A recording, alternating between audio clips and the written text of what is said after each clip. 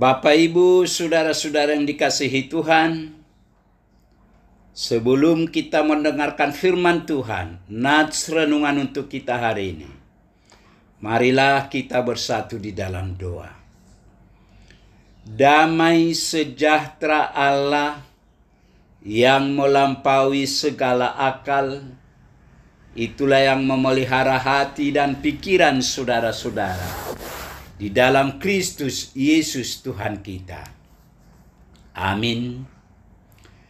Bapak, Ibu, saudara-saudara yang dikasihi Tuhan, firman Tuhan nats renungan untuk kita hari ini, Kamis tanggal 22 Februari 2024, sesuai dengan Almanak HKBP, tertulis dalam kitab Injil Matius, pasal yang ke-14 ayat 23. Matius 14 ayat 23.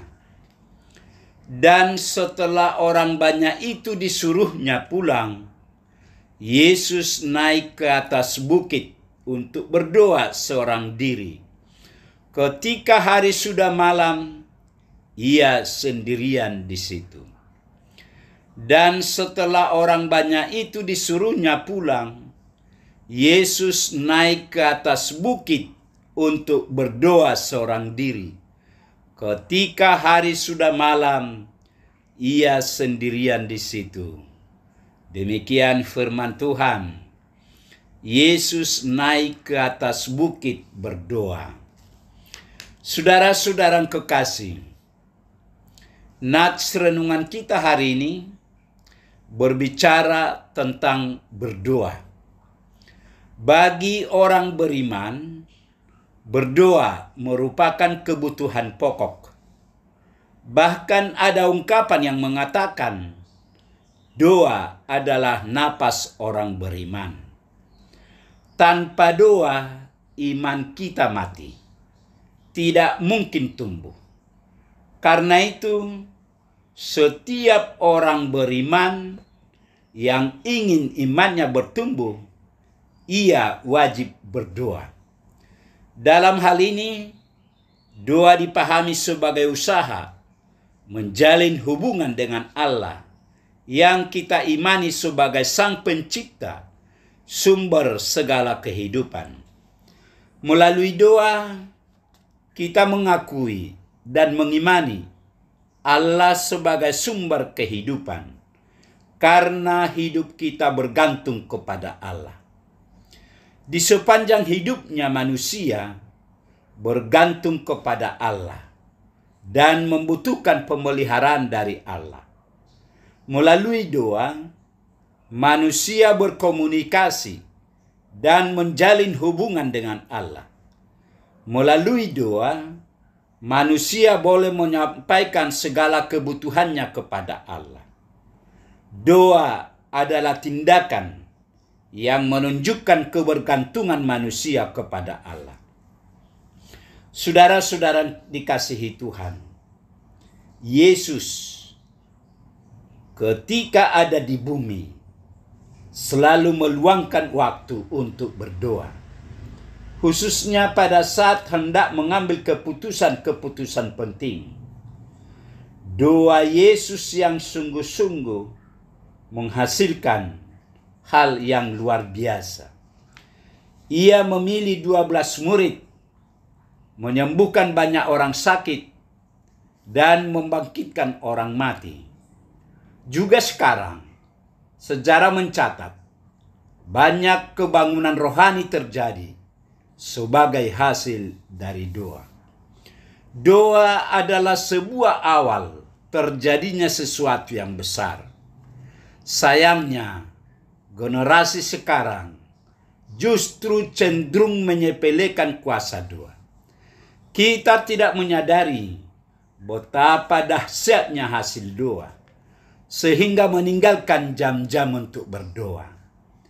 Tidak heran, di gereja-gereja, para pendoa syafaat adalah orang-orang tua dan ibu-ibu yang sudah lanjut umurnya.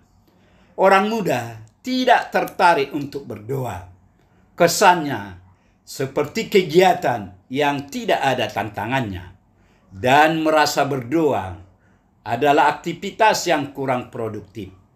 Betapa kelirunya pendapat tersebut.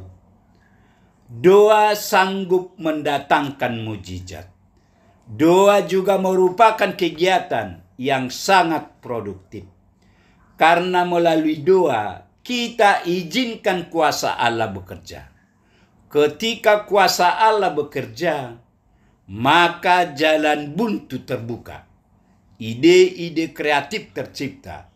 Bahkan terobosan-terobosan baru lahir, memecahkan kebekuan dan kesuam-suaman, mendatangkan kegairahan serta semangat menatap masa depan.